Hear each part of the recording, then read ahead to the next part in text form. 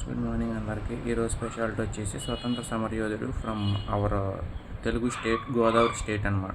Godavari district Alluri Sitaramaraju గారిది birthday అనమాట. ఆయన పుట్టింది వచ్చేసి ఈరోజు 4th జూలై 1897లో పుట్టారు.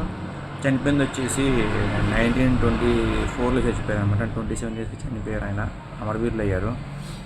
తెలిసిందే మనకి అల్లూరు సీతారామరాజు గారికి బ్రిటిష్ వాళ్ళు చుట్టుముట్టి తుపాకులతో తోటాలు పేలుస్తారనమాట. అయినా అనుకుంటే చాపి వందే మాత్రం చనిపోయిన సంగతి మనకు తెలిసిందే. 27 ఇయర్స్కి అమరులు అయ్యారనమాట. ఆయన 1924 చనిపోయారు. ఇది మ్యాటర్. ఇలాంటి స్వతంత్ర సమరయోధులు ఎంతమందో మనకి పాటుపడి స్వతంత్రం తీసుకొచ్చారనమాట మన ఇండియాకి. సో మనం వాళ్ళకి ఎంత రుణపడుతున్నాం. సో అల్లూరు సీతారామరాజు గారు మీకు ఎంతమంది తెలుసు, మీకు ఎంతమంది ఫేవరెట్ ప్రస్తుతం కామెంట్ చేసి చెప్పడం మర్చిపోమాకండి. నాకైతే ఫేవరెట్ అల్లూరు సీతారామరాజు గారు. RRR సినిమాలు కూడా మీరు చూసి ఉంటారు. అల్లూరు సీతారామరాజు గారు, కొమరం భీమ్ గారు తెలంగాణ సైడ్ నుంచి. ఇద్దరు దాంట్లో ఫ్రెండ్స్ అనమాట. మామూలుగా కూడా అది వాస్తవమే. కొమరం భీమ్ గారు తెలంగాణ నుంచి, వీళ్ళు ఆంధ్ర నుంచి అనమాట. ఈయన గోదావరి డిస్ట్రిక్ట్.